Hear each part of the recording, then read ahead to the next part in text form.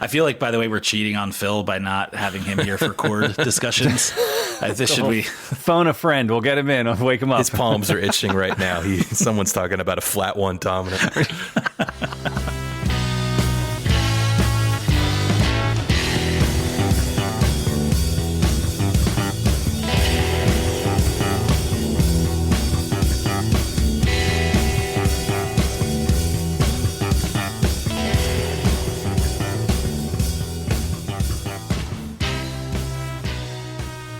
Hello and welcome to another episode of 1001 Album Complaints. It's the weekly show where friends, musicians, and critics get together to break down a classic album from the list of 1001 albums you must hear before you die. If you are familiar with the show, welcome back.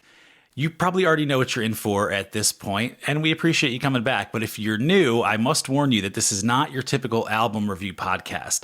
We are musicians ourselves. We've all written and recorded music, and we have a deep appreciation for everything that goes into making records. But because of that, we also know how hard it is to make a great record and everything that goes into it. And so we know that every piece of art gives you a little something to make fun of and to nitpick. So fair warning, we are going to do that specifically with this record because I think there's a lot to make fun of. No. Buckle up, folks.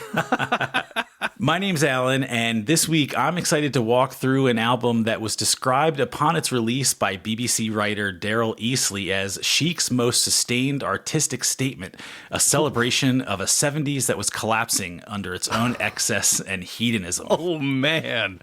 Of course, I'm talking about the third studio album from disco band Chic titled Risque. Let's take a quick spin through the opening track from this record, a track that I am certain you have heard, whether you are aware of it. As we like to do on this here program, let's introduce the rest of our players today by way of a possibly mean, possibly snarky, tweet-length review of Chic's Risque. And I'm going to start with Rob. Thanks so much, Alan. Excited to get into this one tonight. Here is my tweet-length review for Chic's Risque. I don't need writing. I don't need changes. I sure as shit don't want to think.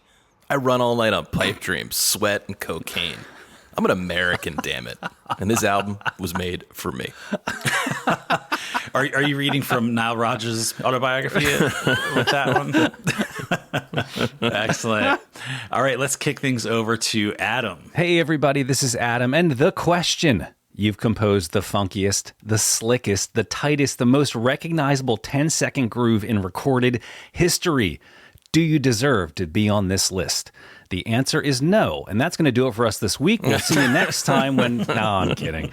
I actually do have another tweet in theme with today's Risque album. Nile Rodgers, Chic's guitar player, gets a generation off their asses and onto the dance floor, armed with his signature guitar sound and guitar style, featuring lots of downstrokes. But let's be honest, I learned all I need to know about downstrokes from a Sears catalog I hid under my mattress when I was 13. Wow. I see what you did there. All right. Now we're cooking. And we might need to with this record, but I don't know. We'll see. My tweet length review is, I'll keep it short and sweet, unlike some of the songs on this record, a legendary bass line that launched an entire genre of music. And 6 other terrible songs. No, they're not terrible. And as we do here, we come off a little strong and then we unfurl slightly, but I'm curious to see how well you guys are going to stick to your guns on this one. So let's hear it. How was your experience this week? Look, it's super slick. It does sound great. Just talking about sonically. Mm-hmm. And the bass in particular stands out as amazing. Love the tone, love the playing. And I'll just say off the top, because listeners might be thinking it, the connection between this and Steely Dan is not lost on me. Believe me. However, I think this is ultimately slickness without substance. It's very excessive, and it was hard to get into. It's so repetitive. I get that that's its goal. It's dance music. But this exercise we do where we're listening to it intently, it's not what this is for. Yeah, here. I'll agree with that. I don't know that we've ever covered a strictly disco album on the 200 and what, almost 50 episodes? Yeah. We've gotten into some things that I think could be like pre-disco when we've done some of the Sly Stone and some of that funk that probably gave way to some of this, but there could also be a reason. I haven't gone through the entire list, but there probably ain't much disco on this list, let's be honest. It's because disco is not really a highly artistic genre. I hope no disco fans are going to yell at me about that, but I mean... Disco stews out there crying. Disco stands. Most of it is effectively pop music, pop dance music that was intended to be only for this one purpose of sweating on the dance floor and really not thinking too hard about anything else. Which sums up this album, right? Yeah, it does. It repeats endlessly. Like, I'm going to try my best not to ding it for some of those aspects. Like I said, that it's not intended for this kind of close scrutiny.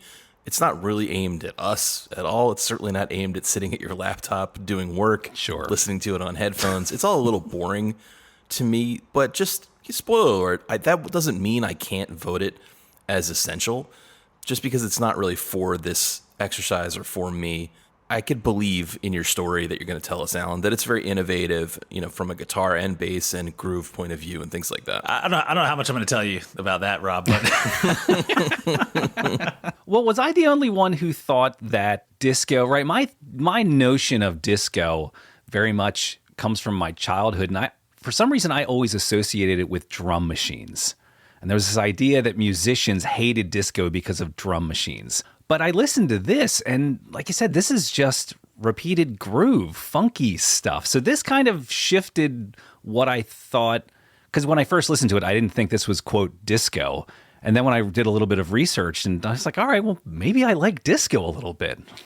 It's kind of cool. Yeah, that's interesting. I don't know about the connection to drum machines, how prevalent that was. I did not do an extensive deep dive of the genre because, as Rob said, to call it a genre, I think, is giving it a little too much credit. Maybe I think it was a take on really funk music and, had a little bit of novelty to it. So I don't know that, but I'll echo some of the same statements. I think, to state the obvious, these are fantastic musicians, and not that the world is seeking more evidence that great musicians don't always make the most interesting music, but if you are, this is case in point of that. But I'll go off of a few more good things that I got out of this record. Rob, you already mentioned this earlier. This is a bass record. And as a bassist, as someone who has tried to learn some of these bass lines over time in my development as a player, this is straight up a bass record. I know Nile Rodgers, him and Bernard Edwards will talk about their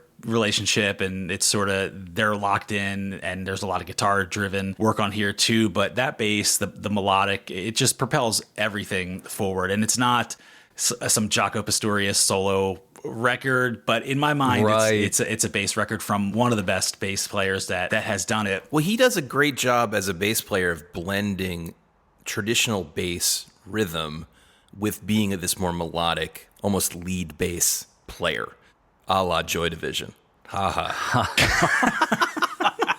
So I totally agree, but I don't give Nile Rodgers himself short shrift. I do also think it's a rhythm guitar record, and I could absolutely hear a ton of influence radiating out from the rhythm guitar playing through the decades of Nile Rodgers, and I'm curious to hear what you're going to tell me about his style and how early in funk guitar, or whatever you want to call it, this is, because it does sound like you're not going to get a Corey Wong without a Nile Rodgers listening to this. Right. Totally. It's so funny that you mentioned that. And by the way, I am not at all relegating his contribution. I think it's equally important. I guess I'm saying to my ear, to someone who is much more keyed into this kind of thing and don't always get that lead bass type of thing, to me that feels like the set piece on this. But you brought up someone I was going to bring up shortly too, which was Corey Wong, and also you jokingly said Joy Division, but there's another JD who I think is very influenced by this, and that would be Joe Dart. Yes. And both in the band Wolfpack, for the audience who may not know. Yes, right. And they are definitely downstream of this music. Absolutely. I think if you listen to Joe Dart in interviews talking about his influences, he'll say James Jamerson, and then the next name will probably be Bernard Edwards or someone of that ilk.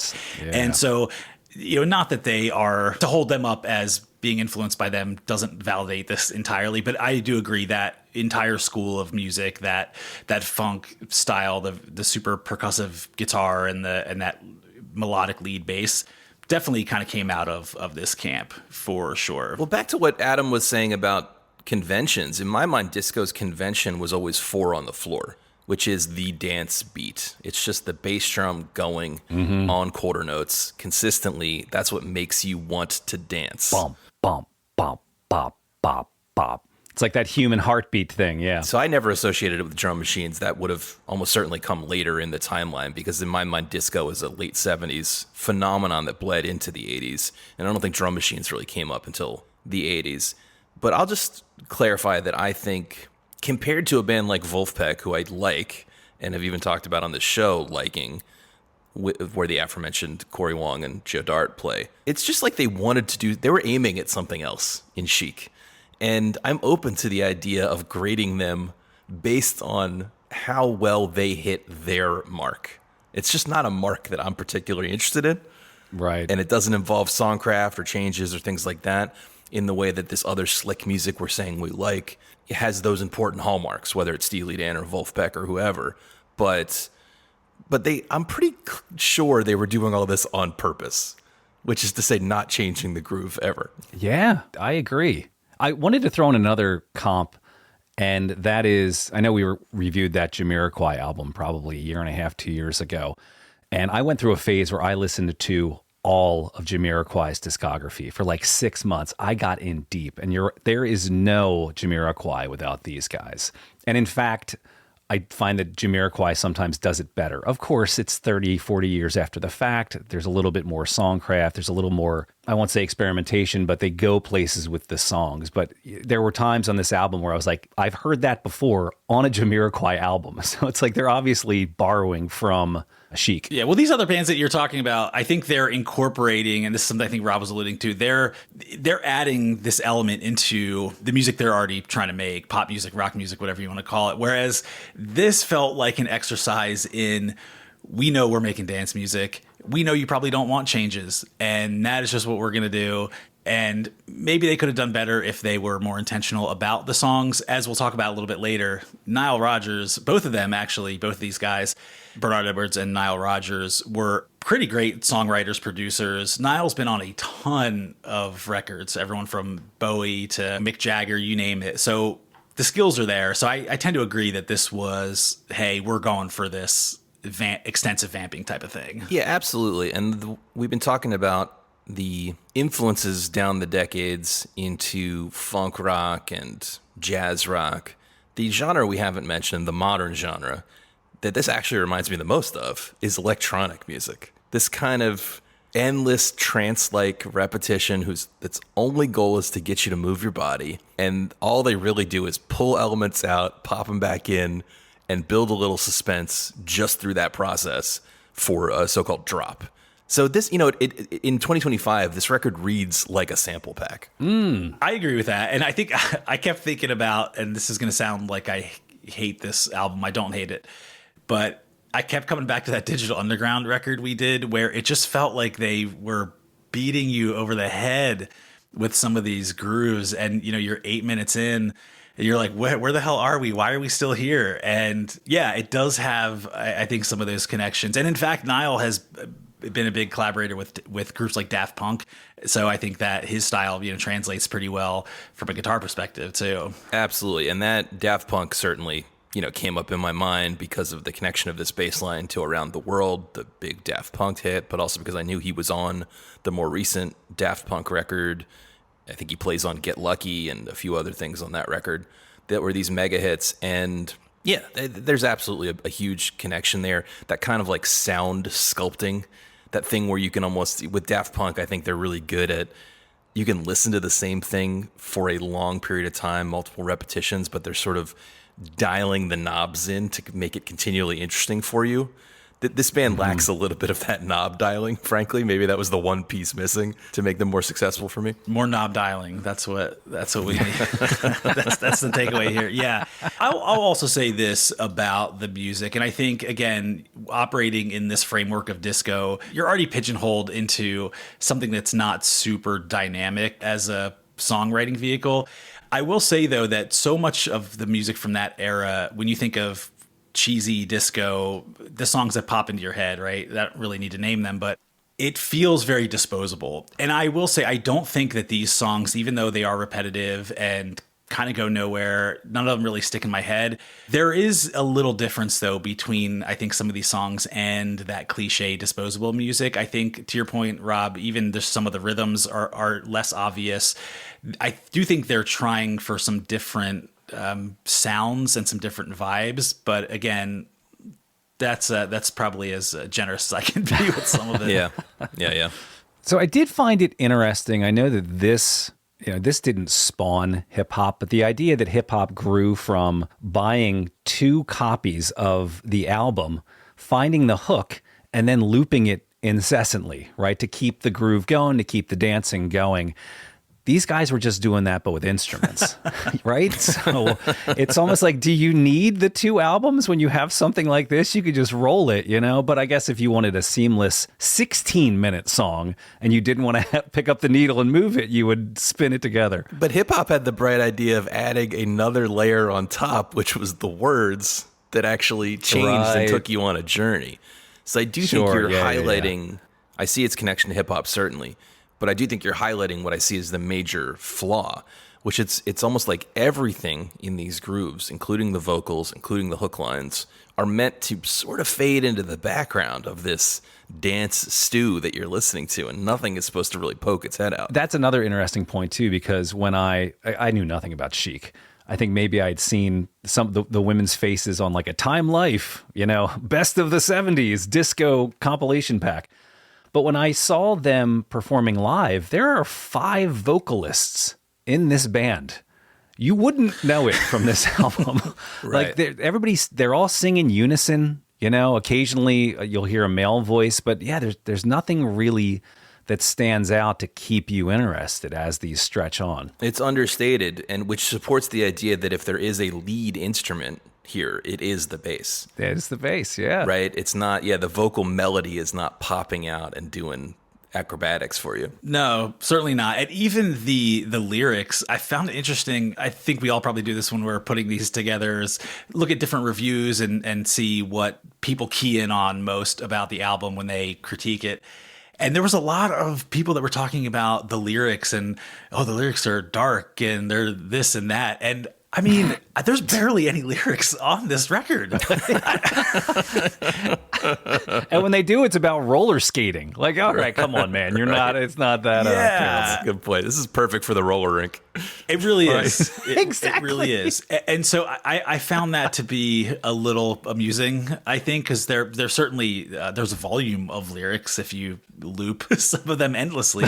But certainly the lyrics and the vocals were not driving the song forward, certainly. Sure.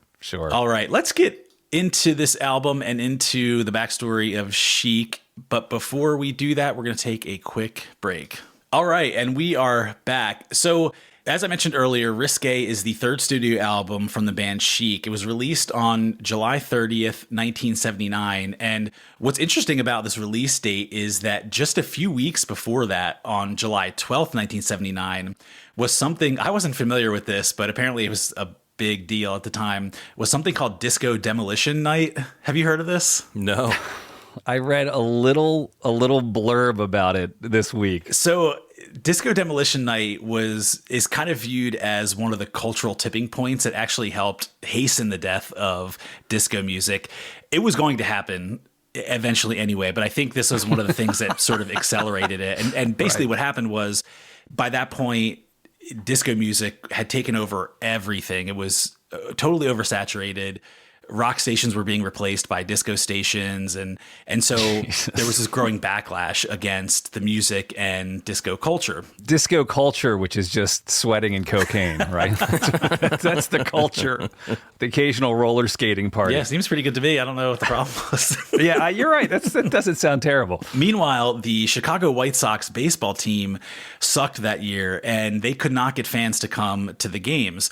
So a local DJ in Chicago who had been fired from one of these rock stations that switched over to disco, he knew someone that worked in the promotions department for the White Sox, and they came up with this idea to basically destroy disco records. And so if you brought a disco record with you to the game, you would get in for like $1 or something as a promotion. What happened, though, was it turned into basically a riot because they sold out the stadium. They had an overflow crowd that couldn't get in.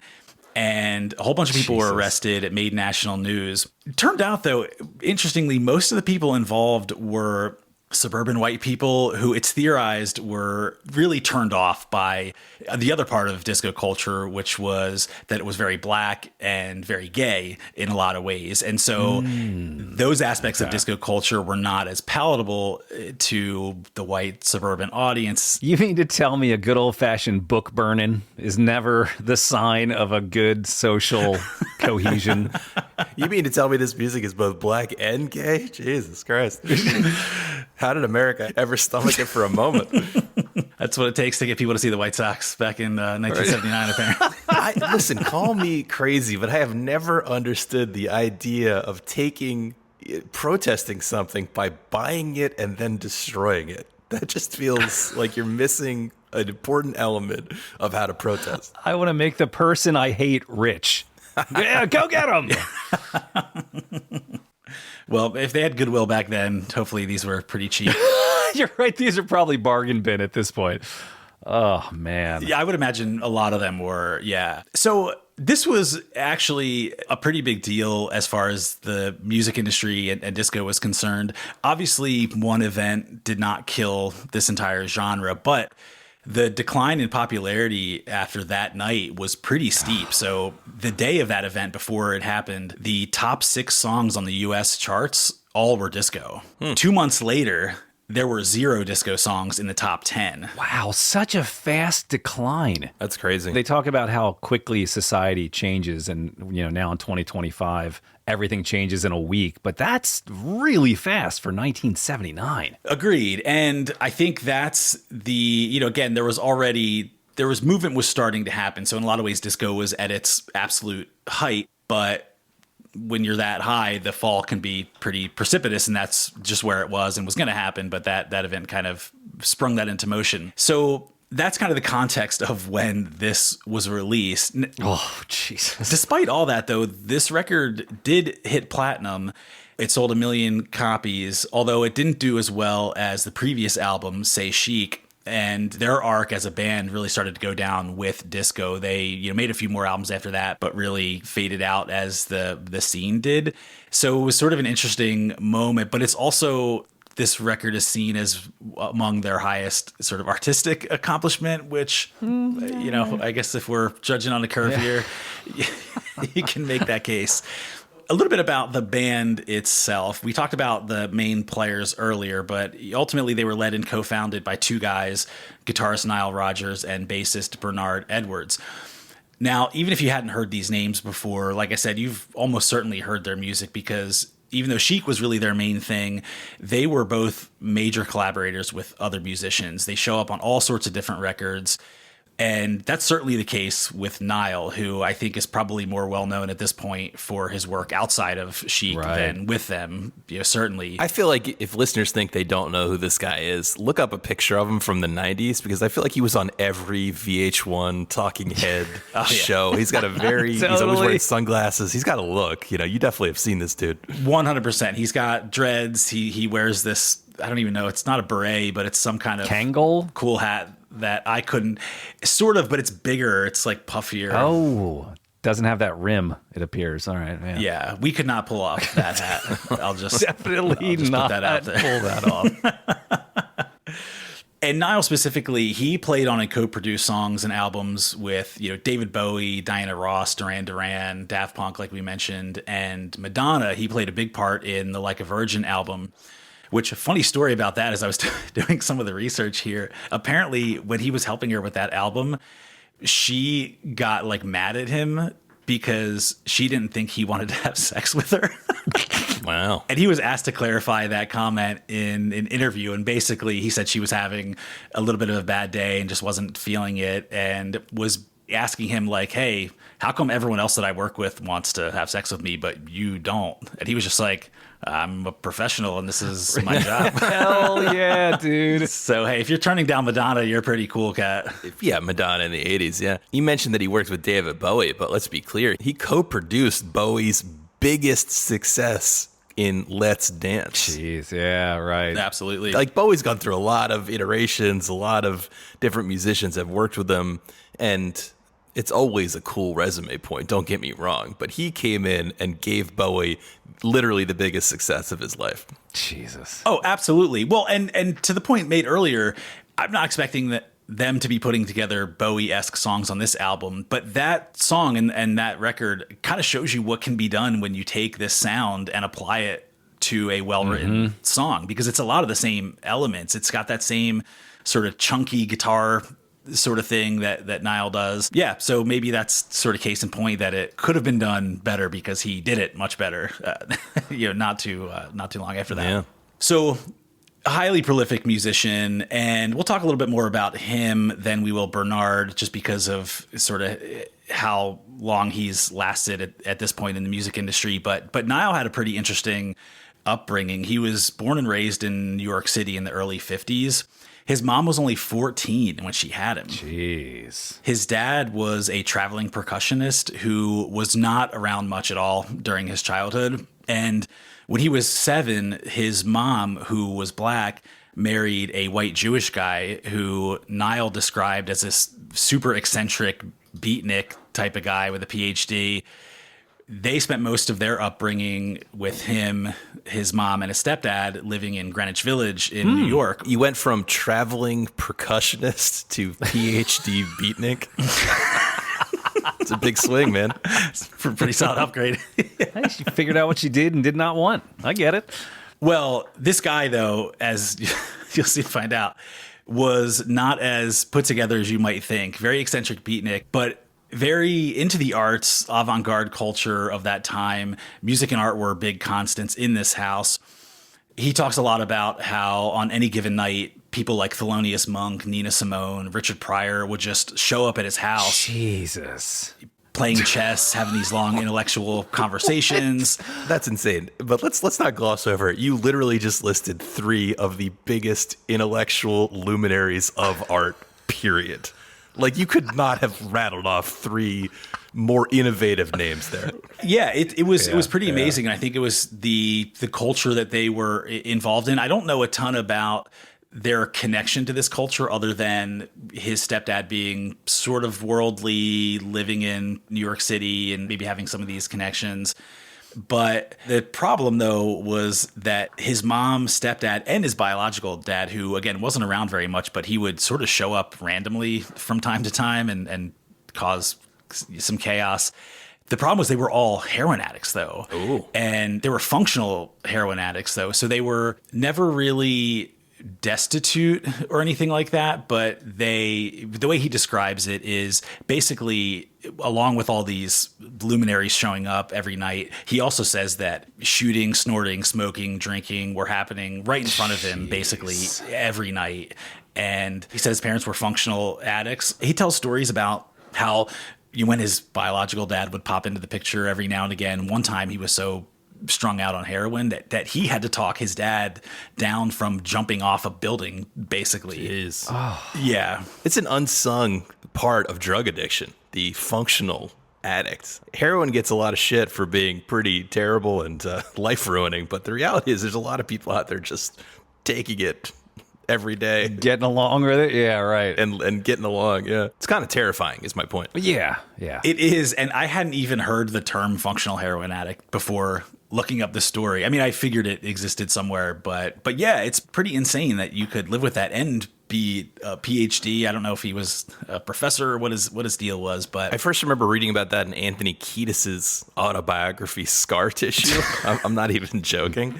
And he just made this point that really stuck with me when I read this like maybe 20 years ago, where he was like, look, man, if you have money, there's no problems. You just can get heroin easily and you can move on with your life. It's only when you don't have money and you can't get heroin that the problems start to creep in. It becomes a problem. God damn, that's crazy. Well, it's like when Michael Jordan had all those gambling issues back in the 90s and they were asking him, do you have a gambling problem? He's like, no, because I don't rob people for gambling money. And they were like, I don't think that's what I'm asking you, but hey, whatever.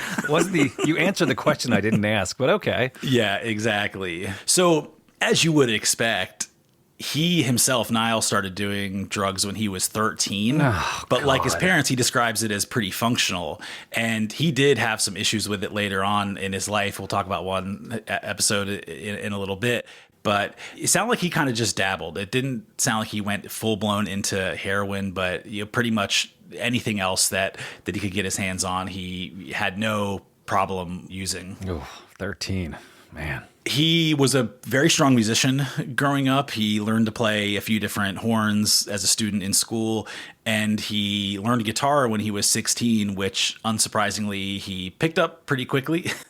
By 18, he was playing in the Apollo Theater house band of Showtime at the Apollo in Harlem. At 18. Oh, damn. Yo. Yeah, he was doing it. He was also at the same time playing in the Sesame Street band, the touring band that would go around to different theaters and shit. Yo, that's awesome. That's the Chic I know. That is awesome. I'm thinking about the original Sesame Street intro song, that jink, jink, jink, jink, jink. Is that him? Maybe not, but if he toured with them, that's still pretty damn cool. I don't think he recorded. I think he just did these, they'd go around to different cities and play basically for kids. Who's the worst drug addict? Is it Oscar the Grouch or Big Bird? Well, Big Bird, because he sees Snuffleupagus, who apparently doesn't exist. It's a good so point. we know. Yeah, a lot of good contenders on that front. But funny enough, though, some of those tunes from back then were pretty dope. A few were starting to come to mind from some of those 70s Sesame Street jams. So in addition to that, he's also playing all kinds of session gigs. And in 1970, he gets a last minute call to fill in for a guitar player on some sort of random cover gig. And the bassist for that band that he filled in with was Bernard Edwards. And so apparently he didn't know much about the set. He didn't know anyone in the band, but comes in super confident, as you would expect, because he, at that point, was already a pretty great player.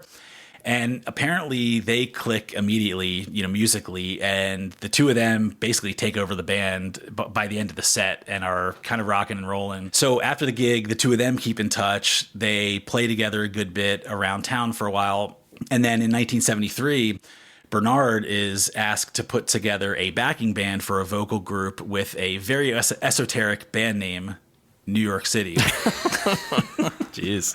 Never heard of them, but they didn't apparently put too much time into the name. They're like, look, it worked for Chicago and Boston. Right. Why not?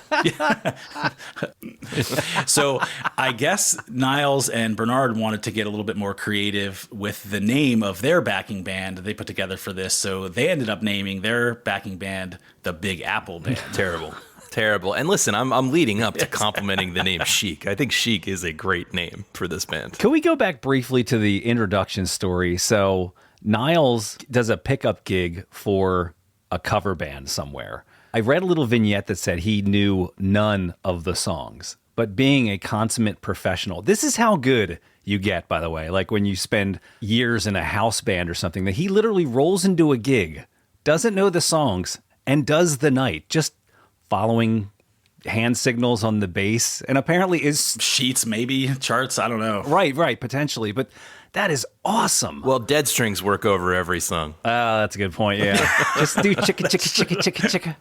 Yeah, all right. Point taken.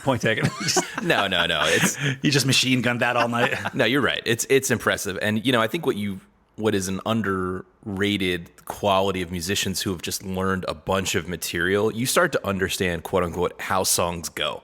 And you can predict, even in a new song you have not heard, where it's going in terms of a chord. Especially if it's pop music. And especially if it was like, maybe it's like a blues jam or something. And that's, yeah, all right, that's a good point. Pretty dialing some 145 on that. So they've got this backing band they call the Big Apple Band.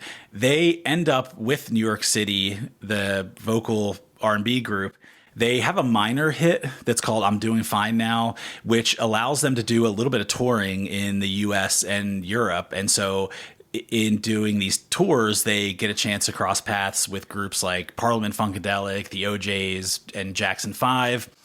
And they're also starting to refine their own sound at this point. They're learning the business, getting super tight musically. And Rob, to your point earlier, this is sort of when Niall really starts to lock in on this chunking kind of style of playing that you really didn't see much. And Bernard was really encouraging him to do that. And they were figuring out ways to lock in their style to be complementary on this. So during that era is sort of when he started to dial in that percussive, funky type of groove style. Let's clarify what the guitar style, what we're talking about here, is that he is holding down chords that often span all 6 strings or, several of the strings.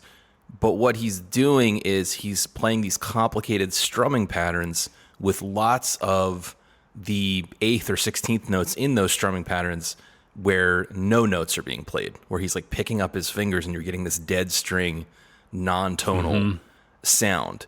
And when you work that in variation with the playing the actual chord and pressing down, you get these really interesting, how Alan called it, a chunking, what's now considered the basis of funk guitar. Yeah, and again, not to suggest there's an entirely straight line between Nile Rodgers and Corey Wong, but he's just the most modern example. If you listen to him for 20 seconds, you'll get the sound. Absolutely. Right? Like that's essentially what it is. And he does it pretty well. I think at that time, too, there was a lot of experimentation with like the percussive aspects of string instruments. That was probably around the time when Larry Graham was getting into, what's now slap bass, but it really was more like thumb and pop, where you're attacking the strings in a way that's more percussive and ghost notes and things like that. So, a sign of the times too. Graham Central Station is an awesome record, by the way, from the bass player Larry Graham. But yeah. I mean, it's also maybe not as well known that the guitar or any stringed instrument is also a percussion instrument.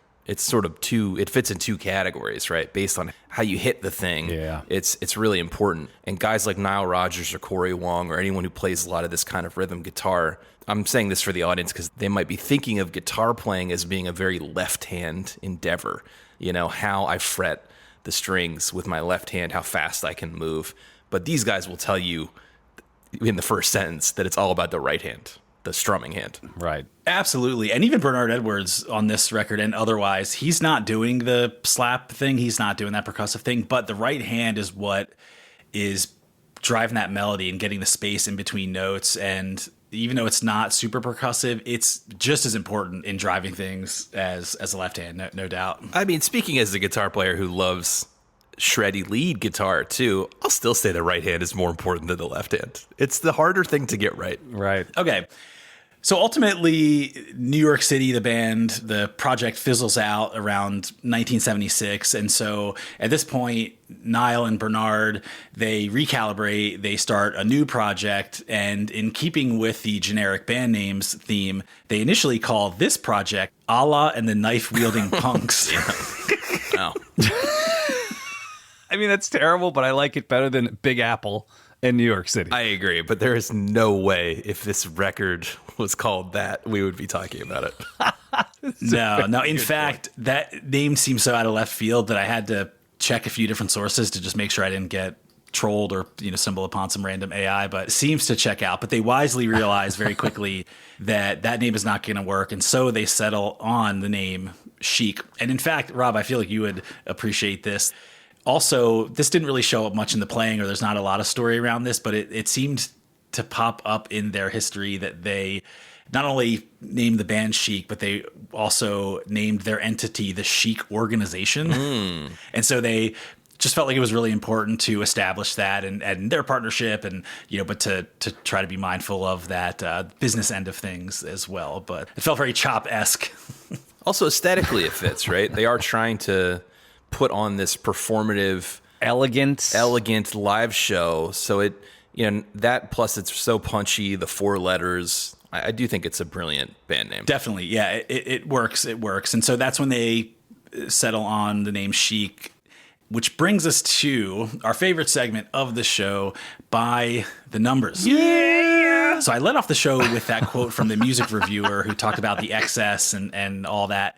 That is absolutely reflected in this first number, which is $160,000 budget to record this album. What? That's another thing that I kept trying to fact check everywhere I could because it seems utterly outrageous. Like, if they had just made Good Times 4 minutes instead of 8, they probably could have saved themselves a ton of cash.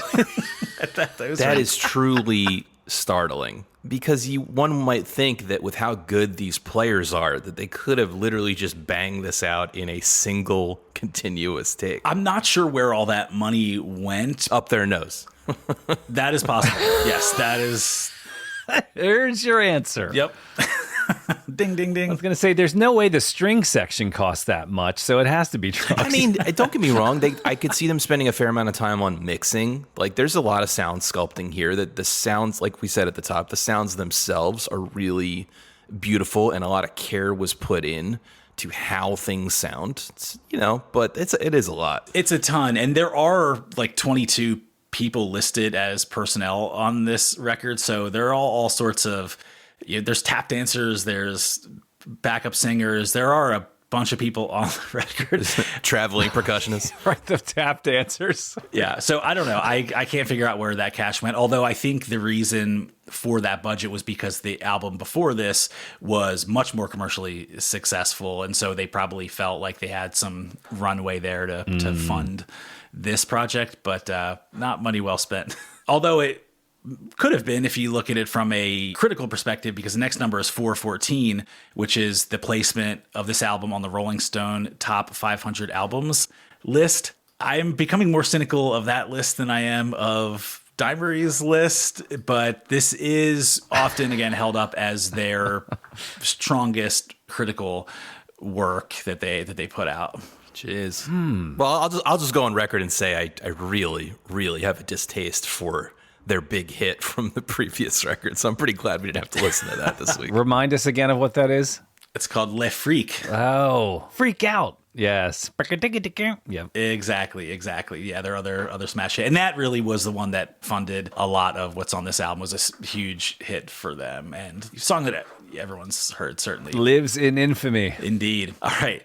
The next number on the list is the number 60, which is the number of times that I extrapolated the bass line for Good Times is played throughout the song. Whoa. Yeah. It's an 8-minute song. It could be 3. The bass doesn't change. It's an excellent line, as we've alluded to earlier, was the foundation of what became Rapper's Delight from the Sugar Hill Gang, and is often held up as what pioneered hip-hop ultimately. Also, let's tip our hats to the bass player just playing it for that long. I was going to say, there's no looping here. Right, there's no looping. You're playing that for 8 minutes flawlessly.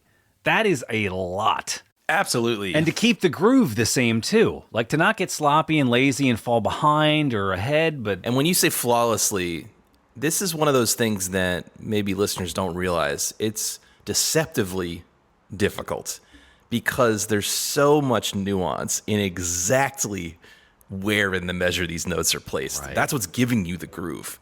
So it would be very easy to go off by just a little bit. Oh, totally. And just the 3 on E, which is another Wolfpack song that pays homage to this, but that bump, bump, bump. If you don't nail that, it sounds super simple, and it's also the groove that inspired Another One Bites the Dust. But yeah, super thumpy and a lot of ghost notes, a lot of room for error on that. Maybe he got $160,000 just to play that 60 times. Let's go to the next number, which is 750 million, which is the number of albums sold that Nile Rodgers has either written, produced, or performed on in his career. Yo. Damn. So I know this is about Chic and everything, but I just found that to be staggering. If people can't see, but my jaw is on the floor. 750 million albums that this guy has his name or playing pressed on. Wow. Yeah, and again, I mean, when you look at the list, obviously Chic is not driving that forward, other than maybe 4 million from the previous album. But right. again, Madonna, INXS, Duran Duran, Daft Punk, David Bowie. He's like one of these guys like Babyface or Quincy Jones, where you read a song list and you're like, oh shit, he's on that. It's just like he's just everywhere, Yeah, right.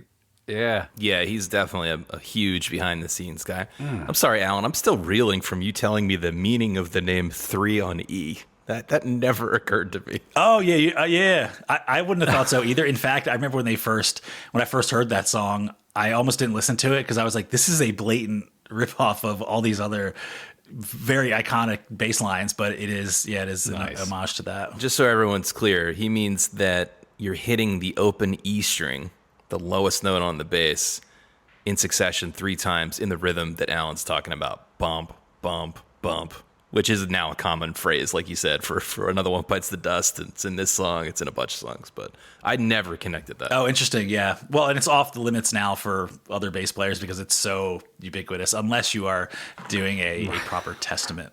All right, last number I'm going to talk about is 8, which is the number of times Nile Rodgers claims that his heart stopped entirely during a medical episode in the early 90s. And he credits the actions of the doctor, who was already filling out his death certificate, for saving his life. And it was drug-induced, right? So No kidding. yeah, exactly. I guess starting drugs at 13 and right. playing through the disco era has its collateral damage. Apparently, he quit all drugs and alcohol entirely at that point in his life and has been clean since. So good on him for that. But 8 times your heart stops, that seems kind of insane. We've been joking about them doing cocaine in the disco era, and there was a lot of cocaine in that era. But this music does not sound like people who are coked up. It sounds remarkably patient. It's not frenetic. I associate No. speed with cocaine and, that Lemmy from Motorhead thing versus you're right, it's very chill. Exactly. Yeah, Motorhead sounds like Speed or like an upper, and this does not. Yeah. Well, I've always perceived it to be, especially with cocaine use in the studio, as more, I could be wrong.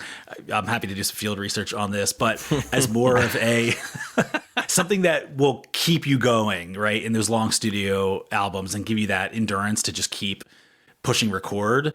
But you're right, there's not a lot of traces of it here. But I mean, clearly the culture at the time, if you went to Studio 54 and watched bands like this of that time, I mean, cocaine was probably raining down from the rooftops. So it was certainly everywhere during that time. Fair enough. I'm not well versed in what cocaine does to playing, but this just feels very relaxed, and I associate that with, like Adam said, frenetic behavior. True.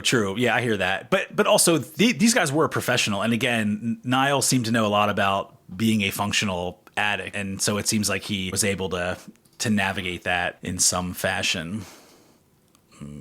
Okay, I think. All right. So getting back to the story a little bit here, we'll touch on a little bit more of their journey and we'll get into some songs.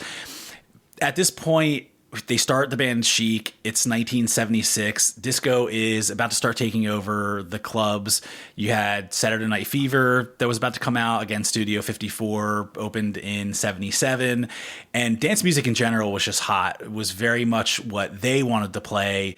And so they started to orient their sound around the emerging disco scene. At the same time, I can't remember if you mentioned this earlier, Rob, they were blown away by having seen Roxy Music play a show in London. And so in seeing that band, they came away really blown away by the production, the vibe, the look, the style, that it was much more of a full package than just the music. And so they came back feeling like, okay, we know the music we want to play, but this is how we want to do it. And they even likened it almost to Kiss in a way where they didn't go put makeup on, but they really wanted to be highly slick, really put together with these dapper suits and making you feel like this is a sophisticated thing. And Niall said he wanted it to feel like when he was a teenager playing all these happy hour gigs in New York City where people were showing up and they were in suits and it felt just like very sophisticated. And he actually started calling some of this music sophisto funk. That's the band name they should have gone with, but anyway. That sounds a little familiar to me too, Alan. Don't you have a connection with that? It does. So the first band I was ever in was called Sophisto Fly. Oh. And so when I heard that, I was like, hey, okay. I thought we came up with that. Well, to be clear, the idea of putting on this big theatrical performance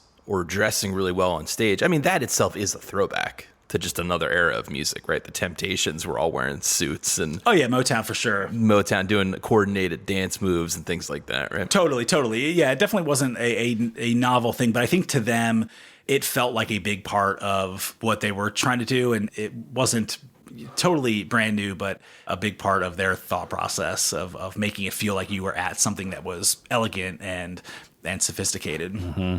Yeah. As opposed to a punk show or something. Not getting spit on. Yeah. Chain wallets mandatory. So they start putting a band together to fit this image, and they brought in a guy named Tony Thompson on drums.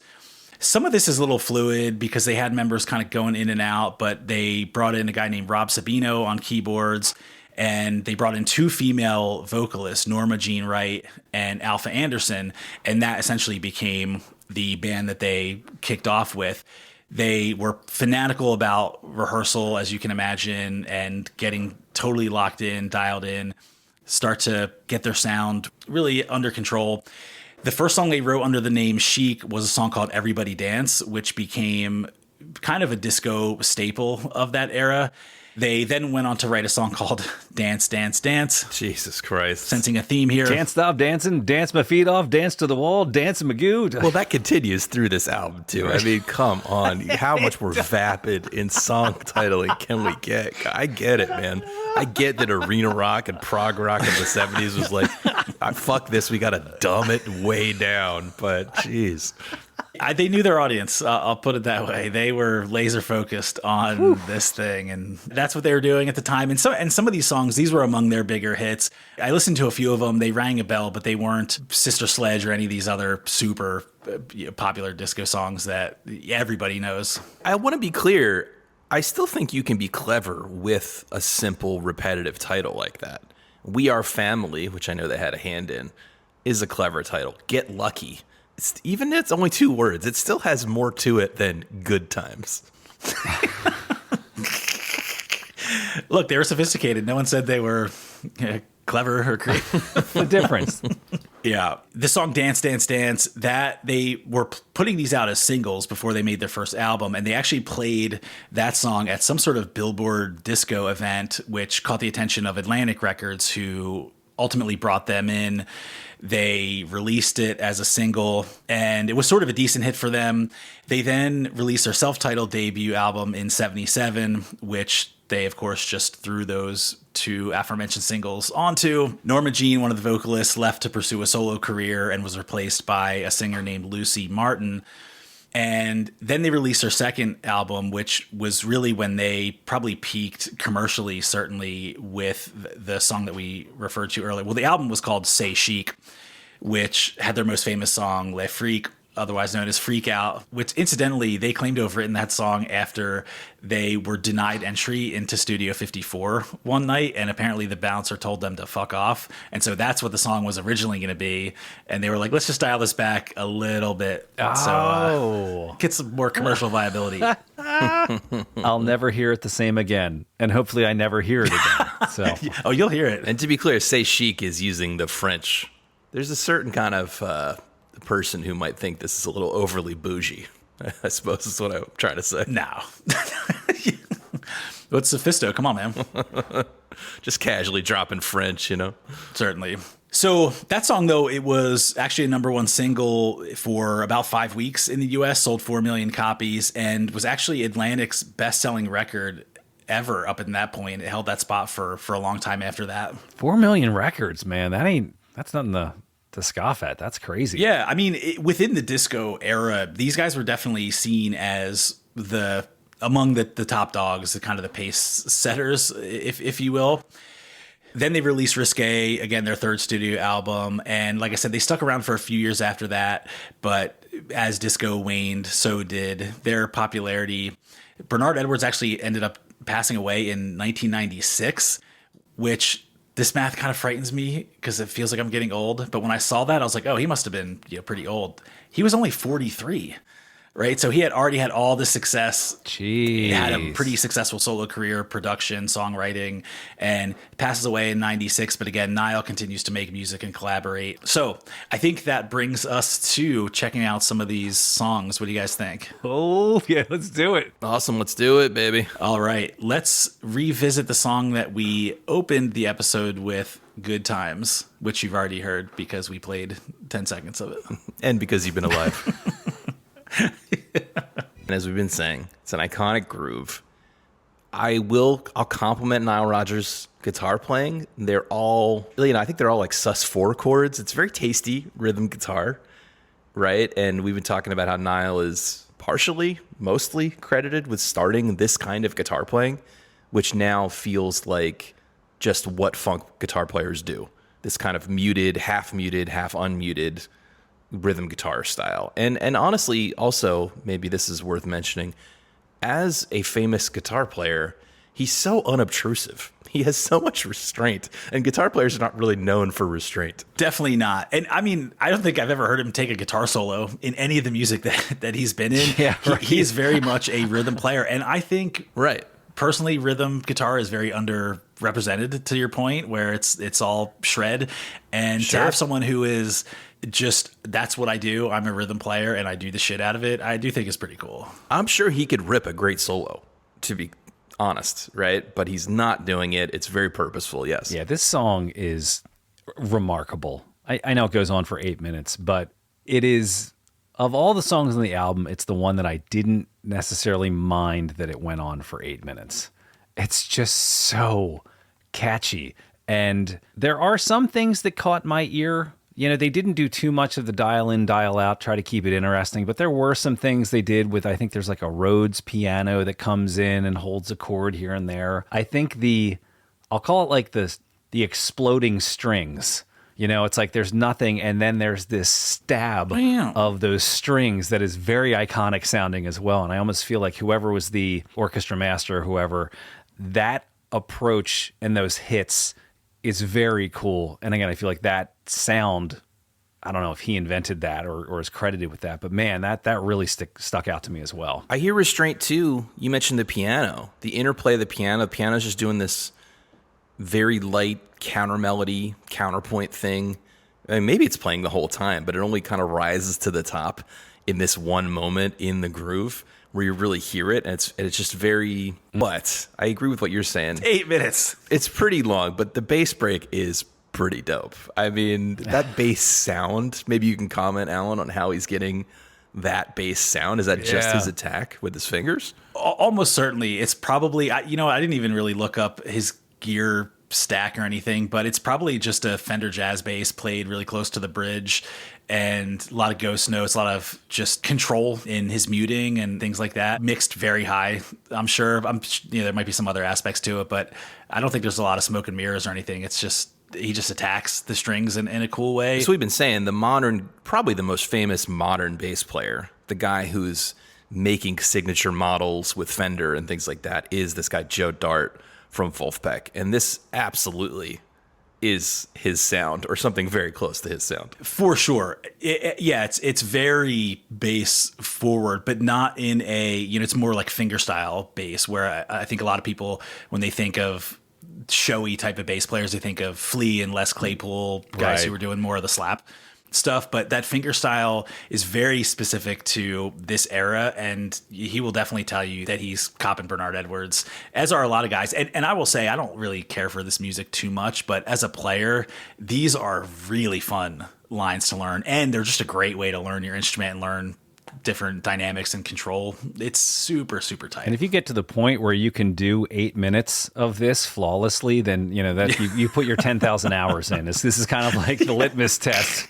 Oh, hell yeah. Definitely. Yeah, playing along to this is actually no joke. I mean, learning it is one thing. It's not so hard or so many notes, but actually playing along to it and being on the beat with consistency, That's mastery. Yeah.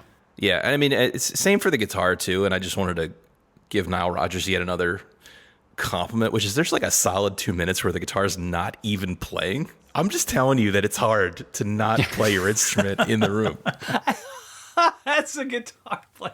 Totally. Just abdicating his responsibility and just can't even play. Yeah, for a guitar player to not play for 2 minutes, I would hire the shit out of that guy for my band.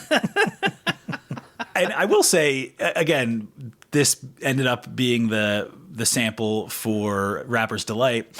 Obviously, they didn't write this with that in mind, but in retrospect, that bass break, which is really not even, he's just playing the same line, everything really drops out. But I kept thinking this would be the perfect time and so obvious place for someone to come in and start rapping or laying something over it. So it felt, even in retrospect, like among the most obvious choices for something like that. Listen, I have to say, it's not surprising to me that this is the most iconic groove on the record. It was smart of them to sequence it first. And yet, the main complaint stands what you just said, Alan, which is I feel like they had the tools, they had the talent, but they did not apply it to making songs that I actually want to listen to.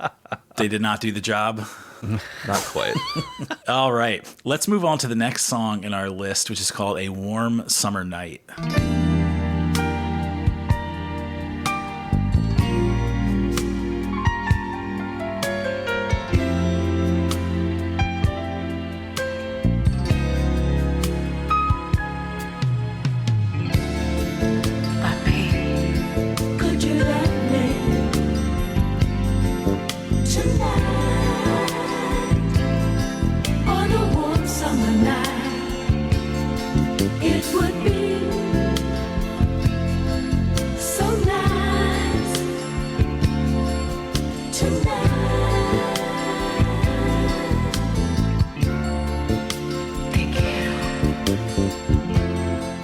I texted you guys during the week that this song actually made me angry every time it came on, which is terrible. So I started to build a lot of resentment, but this starts the pattern, which the prior song did. You get your idea out in 30 seconds, and then it's just run it for 4 to 6 minutes. It's wasted potential for sure, because I think this main groove and this main line are just they get so boring so quickly, and yet they keep going. But let's just nerd out on the intro just for a second, because I had to look these chords up. They are dope. The first 4 chords are dope. It's like an E minor 7 flat 5 to a B flat minor. So right away, it's like jumping the flat 5 interval, which is weird, which is tense. Mm-hmm. Then they do an F major 9 chord. And then the weirdest chord of all, which is a D flat dominant 7, which acts as the flat 1 dominant and resolves up into the D minor of the song. Oh, now that's it. That all happens in the first 5 seconds of the song, and they revisit it exactly one time smack in the middle of the tune, and that's it. But that's when it restarts. Yeah, super jazzy, super cool. But it just feels like wasted potential. I actually thought this had, in a very, I know sometimes your mind just jumps to things. I thought that little progression had almost a Deacon Blues sort of vibe to it. But obviously, they can't do something interesting for more than 5 seconds. No, they're showing off their knowledge of jazz and of chordal ideas there, and then they're kind of just throwing it out the window for the rest of the stuff. Do you know what I mean? Totally. I feel like, by the way, we're cheating on Phil by not having him here for chord discussions. Should we phone a friend? We'll get him in. I'll wake him up. His palms are itching right now. Someone's talking about a flat 1 dominant. I so desperately wanted. There was a moment. I mean, they're all indistinguishable moments, but at the 3:30 mark, there was an opportunity the second time through where they could have done like a double time, where the song could have literally just doubled in time, like the speed of the groove, and it would have done something different. And I thought that because this sounds exactly like a Jamiroquai song. I can't think of the song, but it's this slow jazzy groove, and then halfway through, and you're like, okay, this is getting boring. They double time it, boom, da, boom, da, boom, da, boom, and it goes someplace. And it's all you had to do to keep this interesting was do something.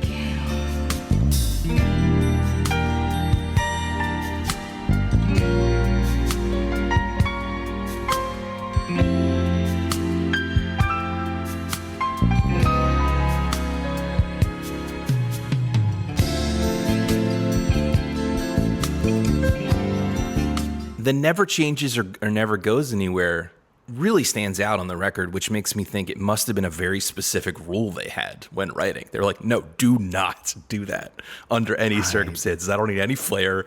I need this to repeat.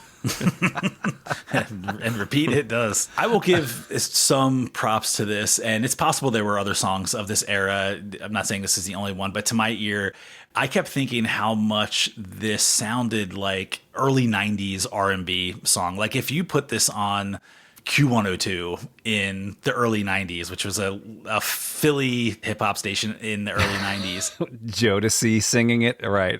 I think it would have fit right in. So it felt a little bit different. It felt like not the same boilerplate disco that you probably heard. I don't know how you danced to this necessarily. So it was. Now, this is a love-making song, man. This is for when you go back to the booth at Club 54 and you got to slow things down. That's my thought.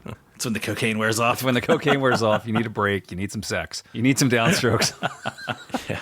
And also, if you can make it to the end of the song somehow, the whispered, "Oh, Poppy, te quiero, Poppy." Oh, so dorky. Very. That's a great description. Very dorky. Okay, let's keep things moving to the next song on our list, which is "My Feet." I'm tempted to just read you the exact same notes for the other songs, but like I said, this whole thing seemed like even more of a precursor to EDM than I had originally imagined. The playbook is very similar. It's all laid out here. You establish a groove. You write a hook line that even a kindergartner would understand what you're talking about. And you just keep it going and occasionally drop things out, right? But with no real spice and no real variation. This is the third track on the record. And I shit you not, by the time I got midway through this song on my first listen, I was ready to tap out from repetition. And that was before the tap solo. I'm done. Right. Yes, exactly. So it is a tap dancing break. I mean, that's a bold choice, I guess, but We'll drop that. I feel like it's just distracting to listen to without a visual. Yeah. Well, and Bernard's like working over it too, and he's just getting run over by the taps, but he's laying down some thick bass, and it's just all for nothing because the tap is overpowering it. I actually thought maybe the band, they don't quite flub, but as the tap dancing part fades, it sounds like the band's kind of playing a little bit of catch up mentally to try to get back out of it. Like they weren't expecting it to end. Oh, I caught it at the right before the tap. And the only reason it stuck out is because these guys are metronomes. Sure. Right? Like they are so good. So at the 3:23 mark, right before the tap dancing comes in, the drummer like catches up a little bit. It's a little off. It's a little funky coming. Pairing them, to Adam's point, it's pretty damn subtle.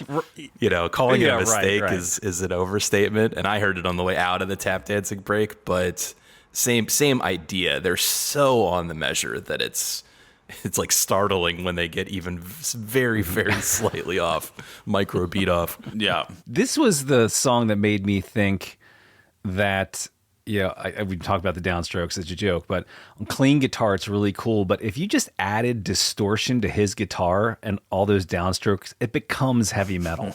I feel like if you were to take this and like put it in AI and ask it to put over like a Metallica sounding guitar, jug, jug, jug, jug, jug, jug, jug, it'd be pretty cool. Well, the strings made me think of that too, because they're so intense. Oh, the stabs. Horror movie, downstrokey, right? Yeah, if you just slapped a big distortion on that, you'd have a chunkin' Metallica song. Yeah. Yeah, those stabs were a little disconcerting, a little jarring, I felt like. And they call them stabs for a reason, guys. Fair enough. Yeah. Okay, let's move on. We got a couple songs left on our list to talk about. Let's go to Can't Stand to Love You.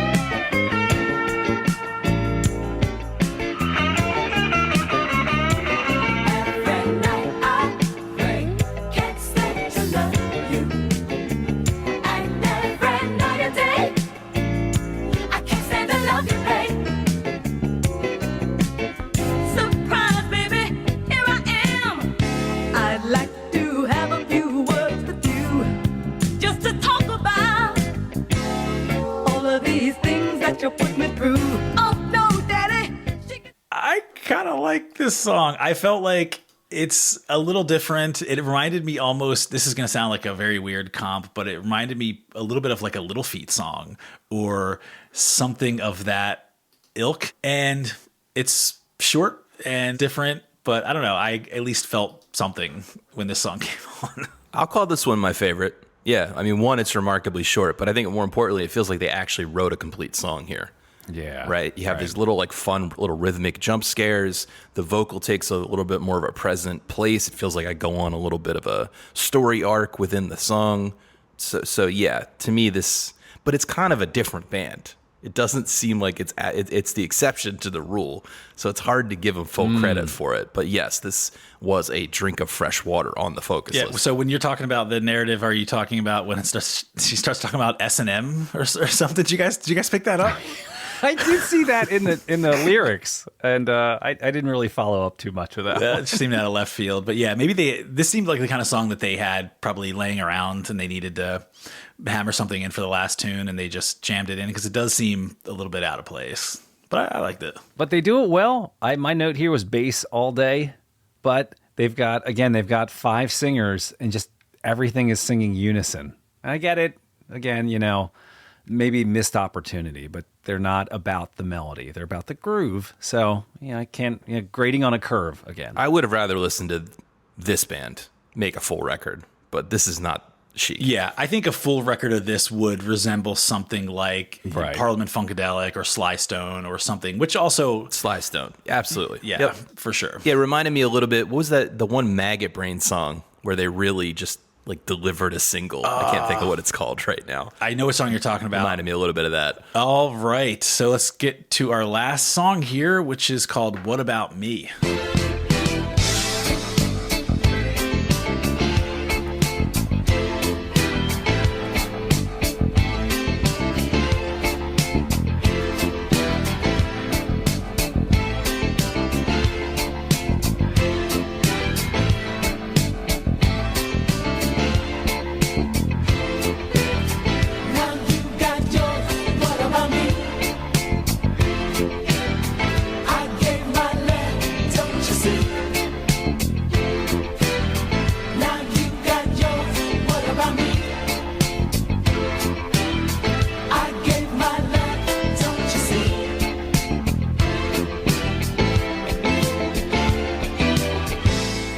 This might actually be a slowed down version of My Feet Keep Dancing. It's remarkably close. Look, we needed 5 songs for this list, so I just kind of made it in by default. And I think one of the other ones you didn't include was just another version of Good Times.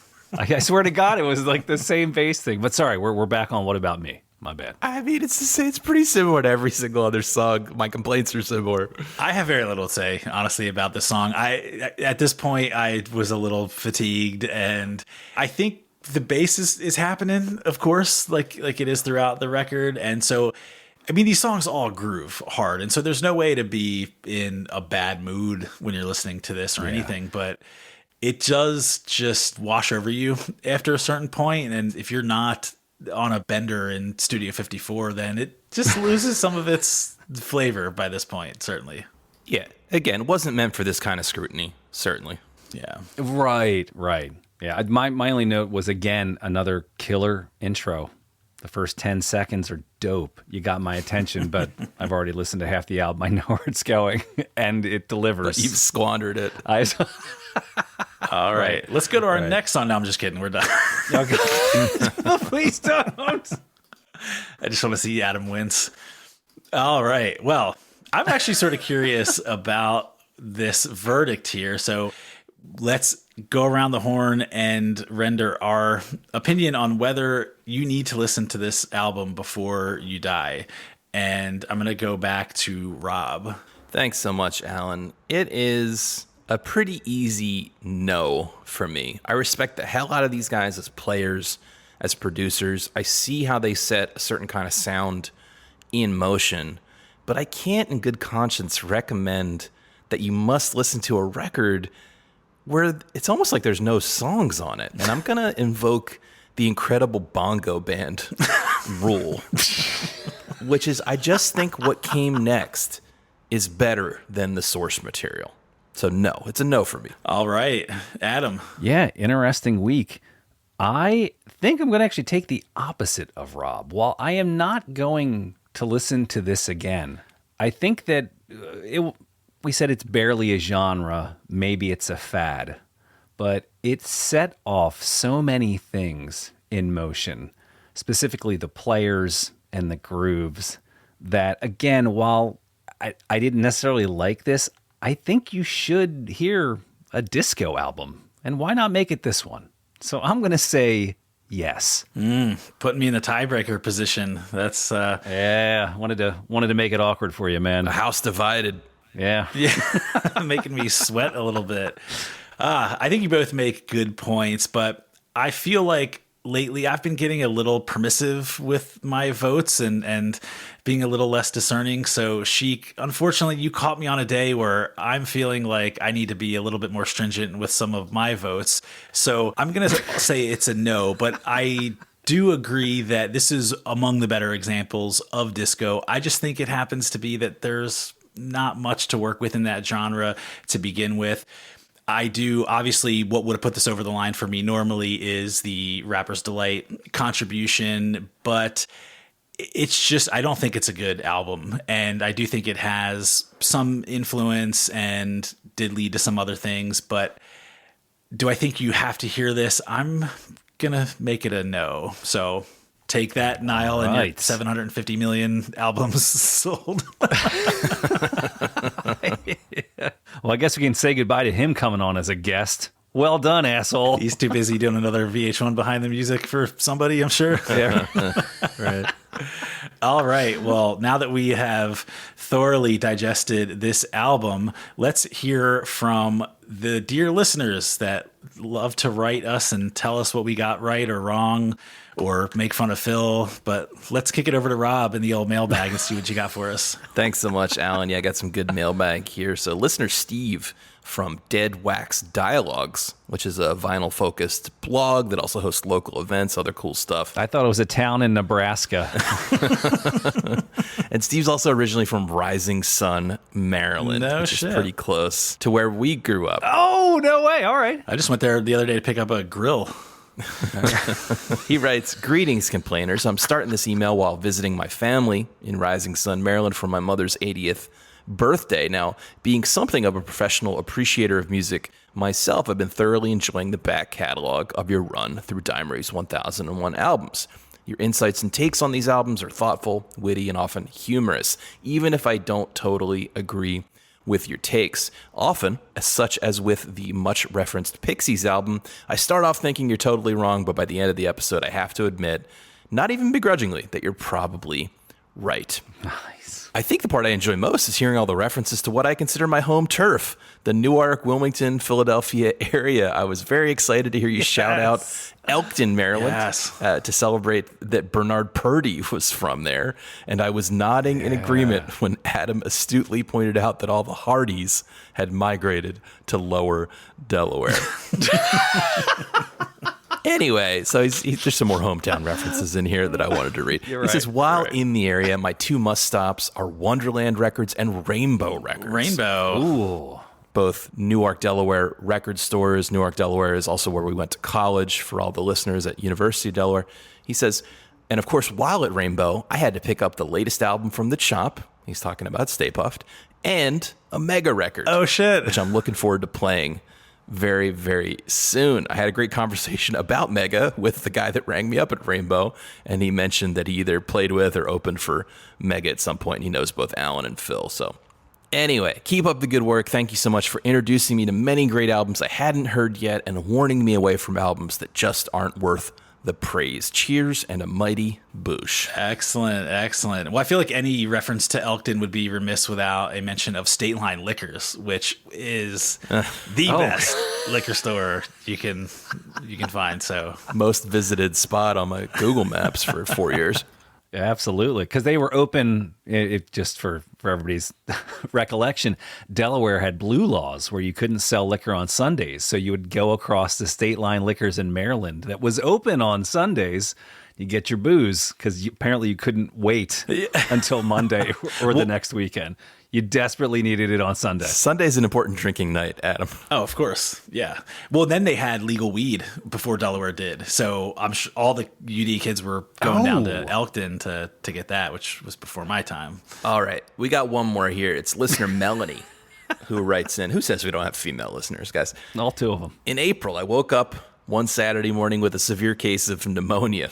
Lying on the couch in a fevery haze, I decided I simply had to learn more about Motorhead. And so I went looking for information. I found your podcast, and I was hooked. No way. Nice. That's awesome. After listening to that episode, I went back to episode 1. I've been working my way through. You've taught me so much about different ways to listen to music, and you've helped me appreciate a few artists I could never find my way into before, most notably the Grateful Dead.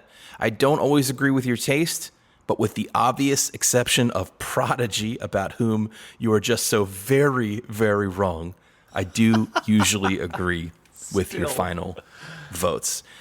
Most importantly, though, you made me feel like I found a new group of friends to hang out with when everything around us just seems worse every day. You got me through a 2,600 plus mile road trip from Nebraska to New Jersey and back. And I just couldn't wait any longer to thank you all for what you're doing. You're awesome. I hope you keep going through all 1001 albums. Oh, that's awesome. Melanie, thank you. That's fantastic. Very cool. That's cool. I love hearing that people are willing to do that, and I respect the fortitude it takes to get through some of those early episodes. But I guess if you know what's on the other side, so you're willing to do it. So that's great.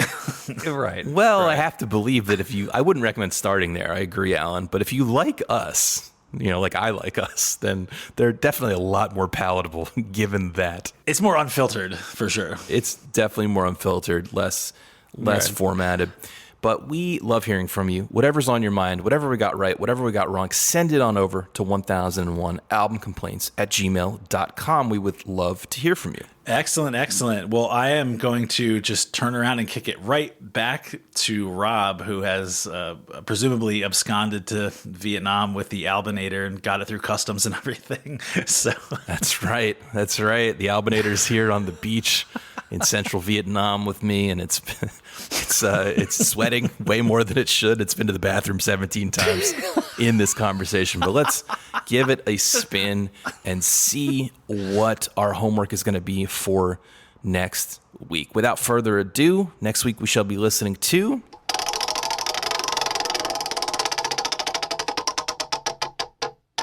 the artist is Moby, and the album is Play. I assume there's no repetition of ideas on this one. All right. I feel like the mention of Prodigy maybe like tainted the Albinator and tuned it to electronic. What was Moby's big song? I only know he had a song at the end of one of the Jason Bourne movies. That's I think the only song I know. I honestly have no clue. And a beef with Eminem. I think that's how I know him. Well, I'll side with Eminem on that. I feel like I know him more to look at him than his music. I'm not sure I would recognize a note of his music, but I know what he looks like. I was going to say the same thing. He seems like a familiar face, but I'm not that interested. I'm out next week.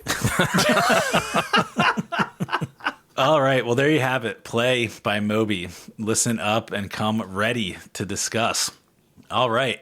Well, that'll do it for this episode for 1001 Album Complaints. I've been Alan. I've been Rob. And I'm Adam. Boosh, boosh.